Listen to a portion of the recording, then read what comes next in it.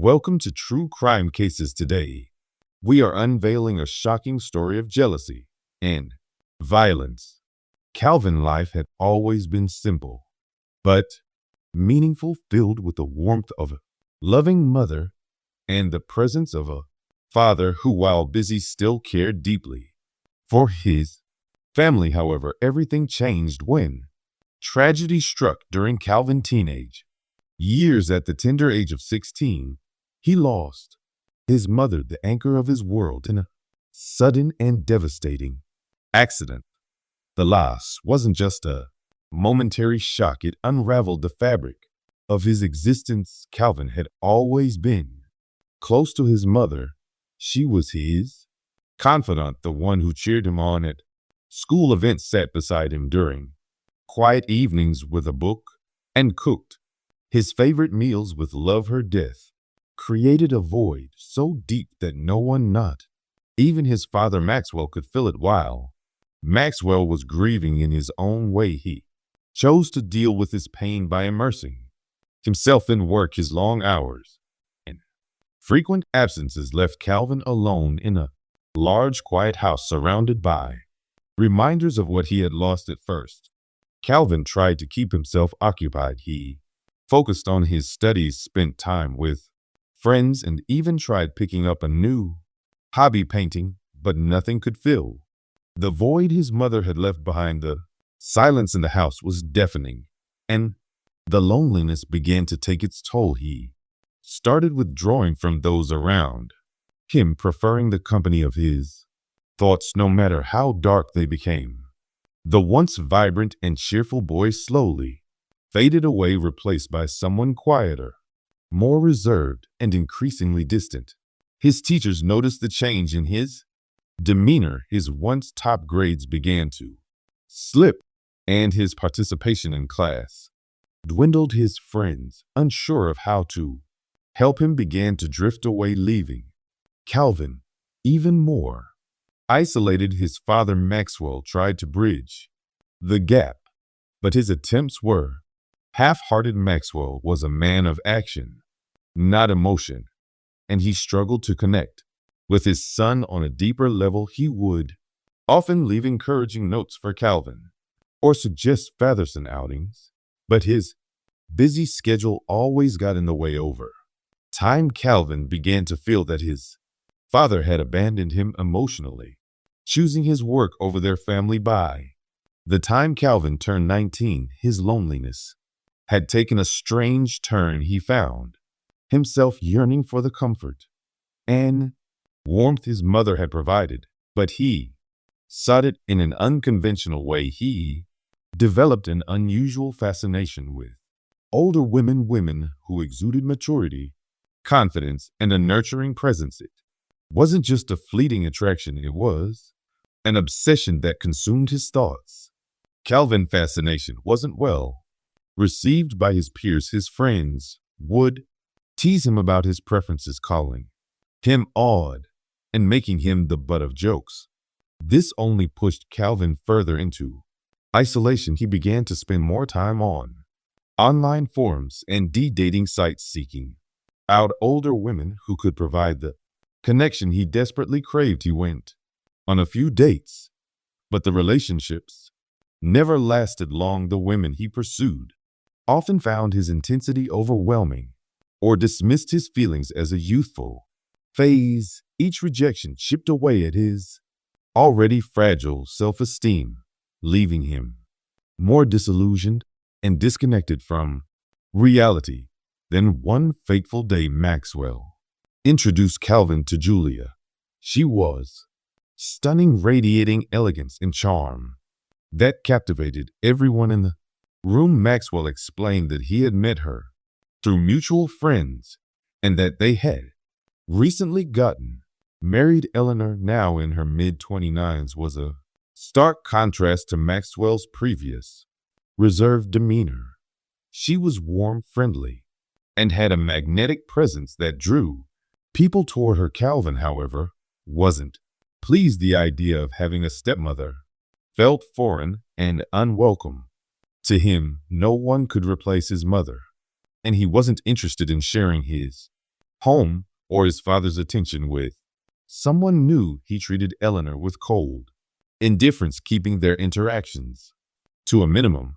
But as time passed, Calvin found it increasingly difficult. Ignore Julia's presence. She had a way of lighting up the room with her laughter and a knack for making others feel valued. Calvin started to notice the small details about her, how she tucked her hair behind her ear when she was concentrating, the way she hummed while cooking, and the kindness in her eyes when she spoke to him. At first, Calvin chalked it up to admiration. He told himself that he respected Eleanor for her ability to bring warmth back into their home. But as the days turned into weeks, admiration gave way to something deeper, something he couldn't quite put into words. Calvin found himself seeking out opportunities to spend time with Julia.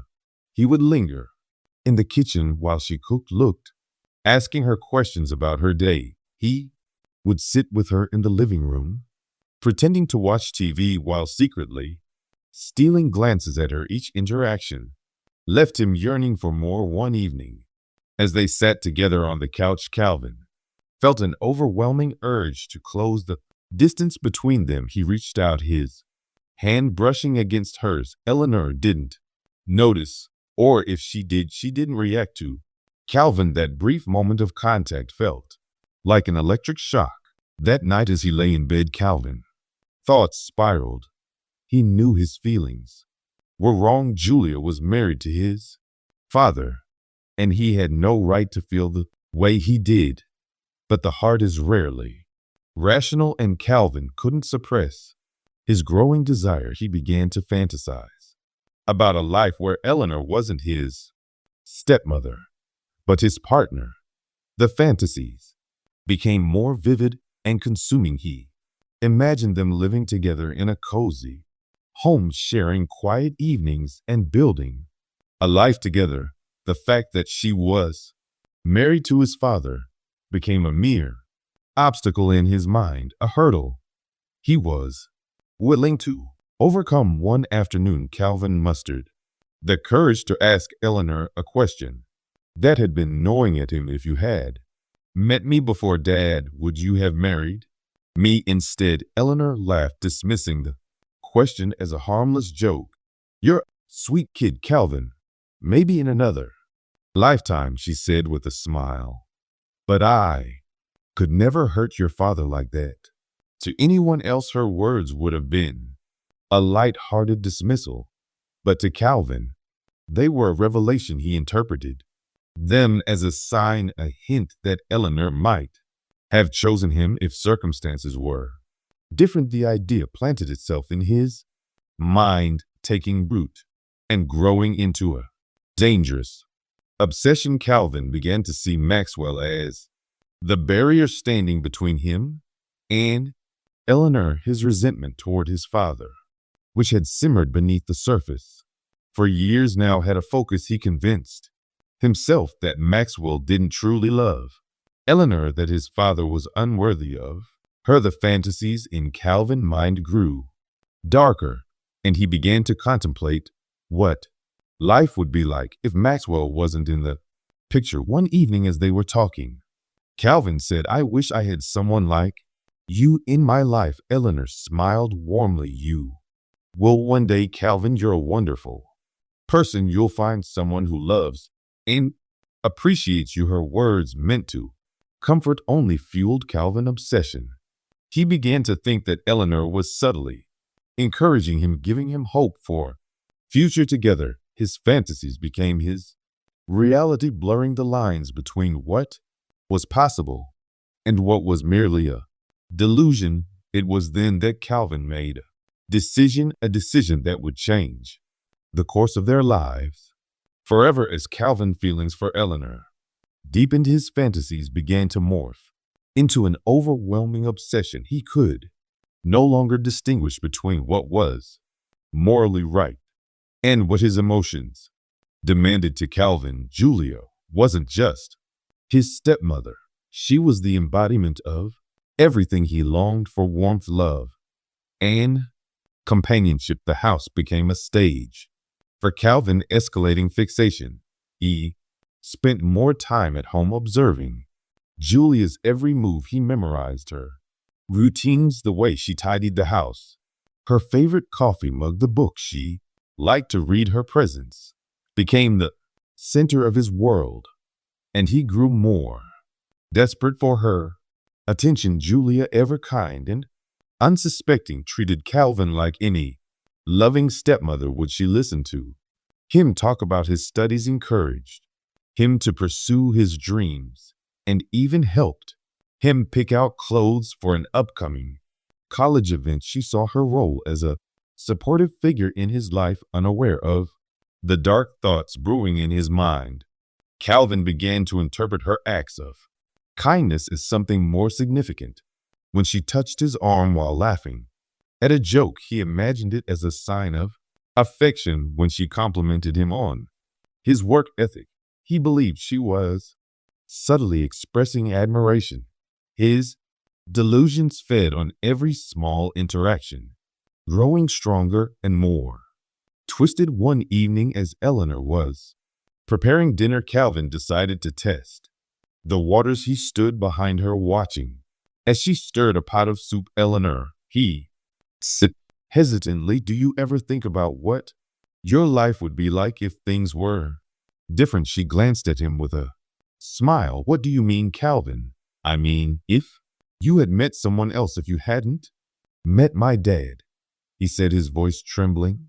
Eleanor chuckled lightly. Life is full of what ifs, Calvin, but I'm happy with where I am now. Her words were meant to reassure him, but Calvin latched on to them, twisting them into confirmation that she wasn't entirely opposed to the idea of being with him. His fixation began to manifest in subtle, unsettling ways. He would linger near her longer than necessary, his gaze lingering on her face and hands. When she laughed, he would stare as if trying to capture the sound.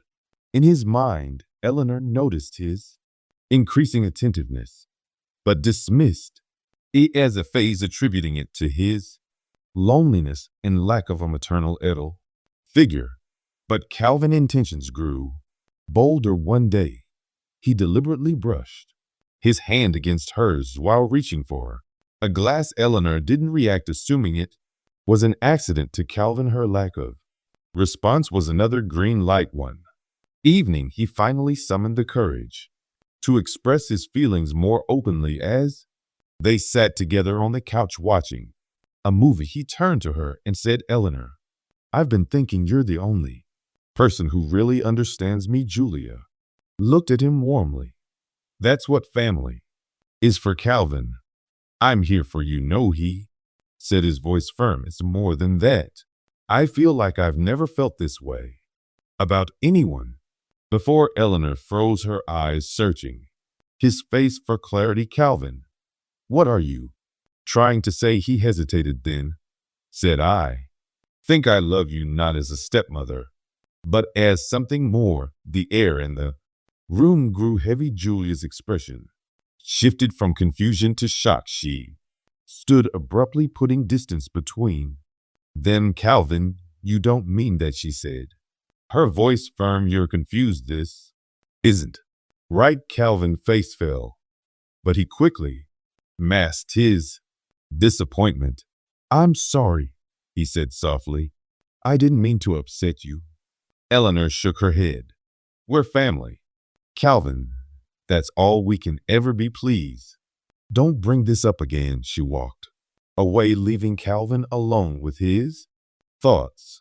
But instead of feeling ashamed, Calvin grew frustrated. He convinced himself that Eleanor was denying her true feelings because of societal expectations and her loyalty to his father. It was during this period that Calvin's resentment toward Maxwell began to fester. He viewed his father as the obstacle standing between him and Eleanor. Memories of Maxwell's distant behavior during his childhood resurfaced, fueling Calvin's anger to him. Maxwell didn't deserve Julia's love. He did. Calvin began to fantasize about a life without His father, he imagined Eleanor grieving for a time, then turning to him for comfort in his mind. They would bond over their shared loss, and their relationship would naturally evolve into something more. The fantasies became his escape, a place where he could justify the unthinkable. One day, while Maxwell was away at work, Calvin found himself in the garage staring at his father's car. An idea began to form, a plan so sinister that it sent a chill down his spine.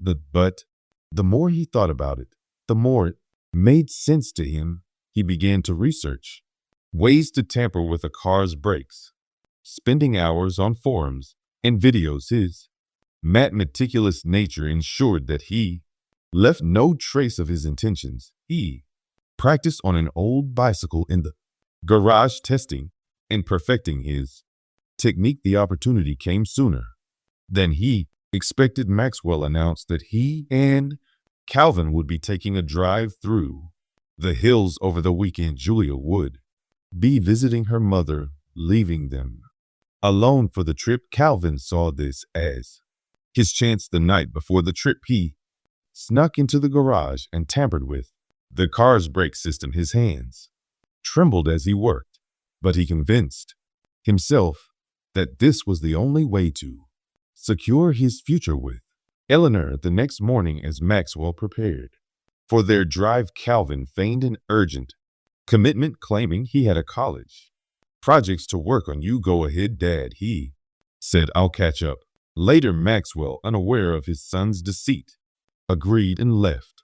Alone, Calvin watched from the window as the car disappeared down driveway, his heart pounding with anticipation and fear. Hours later, news broke of a fatal accident. Maxwell's car had veered off the road and crashed into a ravine. The authorities concluded that it was a tragic accident caused by brake failure. Calvin played his role perfectly, expressing shock and grief when he heard the news. Julia was devastated, her world shattered by the loss of her husband. Calvin comforted her, hiding his satisfaction behind a mask of sorrow. In the days that followed, Calvin became Ellen's pillar of support. He cooked her meals, sat with her during sleepless nights, and reassured her that she wasn't alone. His plan was unfolding exactly as he had envisioned, and he felt a sense of triumph. But beneath his calm exterior, Calvin's obsession grew darker. The satisfaction of eliminating his father was fleeting, replaced by an insatiable desire to win Ellen's love. He became more attentive, more affectionate, and more determined to make her see him as more than just her stepson. Calvin delusions had consumed him entirely, and there was no turning back. The days after Maxwell's funeral were somber, with grief hanging heavy over the household. Eleanor struggled to find meaning in her new reality. Losing Maxwell had been a devastating blow, but she found solace in Calvin's unwavering support. He cooked meals, took care of household chores, and sat with her during long nights of silence. Calvin, on the other hand, felt a sense of victory. His plan had worked, and now he was one step closer to making Eleanor his. Calvin's persistence became more apparent. He showered her with compliments and affection that seemed to go beyond the boundaries of their stepmother-stepson relationship. "You're the strongest woman I've ever known," he would say, his voice tinged with admiration. "You deserve someone who truly appreciates you." Julia dismissed his words as a young man's attempt to comfort her in her grief. She appreciated his efforts, but began to notice the intensity of his presence. He was always nearby, watching her closely, anticipating her every need. At first, she thought it was his way of coping with the loss of his father, but soon his behavior started to unsettle her. That night, Calvin returned home, drunk, his emotions spilling out in a torrent of slurred words. Julia, worried about his state, helped him to his room. Just as she was about to leave, he reached out and held her hand. Julia, he said, his voice trembling. I need to tell you something. She looked at him, her eyes filled with concern. What is it? Calvin, I can't keep this to myself anymore. He began. I see you as more than my stepmother. I've fallen in love with you. Julia's expression froze, her hand instinctively pulling away from his. Calvin, she said slowly, what are you talking about? This isn't right. I'm your stepmother. I know how it sounds, he replied, his voice rising with desperation. But I can't help how I feel. You're the only person who truly understands me. I've never felt this way about anyone before. Eleanor stood up, putting distance between them. Calvin, this has to stop. Whatever you're feeling, it's not real. You're confused, and you need to find someone your age. This isn't love. Calvin's face darkened, and his voice took on a chilling tone. You don't understand. I did everything for you. I got rid of him so we could be together. Her heart skipped a beat.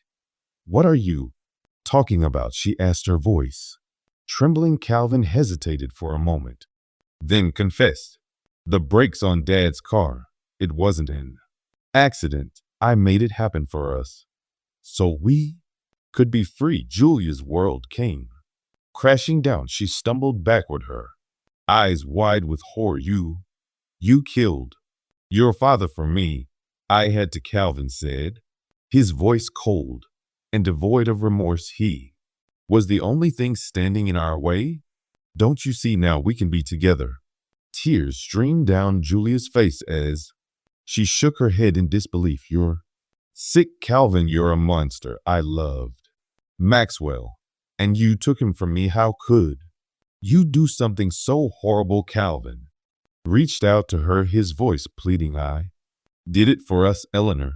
Don't you see we can start over, have a family? I'll give you everything you've ever wanted. But Eleanor was no longer listening. Her grief had turned to anger, and she slapped him hard across the face. You deserve to rot in jail for what you've done, she spat. She turned and grabbed her phone, dialing the police, but before she could complete the call, Calvin lunged at her, grabbing the phone out of her hands. You're not calling anyone, he said, his voice filled with rage. They struggled, their voices echoing through the empty house. Eleanor fought back with all her strength, but Calvin's desperation made him stronger. In the chaos, she pushed him hard, and he stumbled backward. Calvin lost his footing on the edge of the staircase.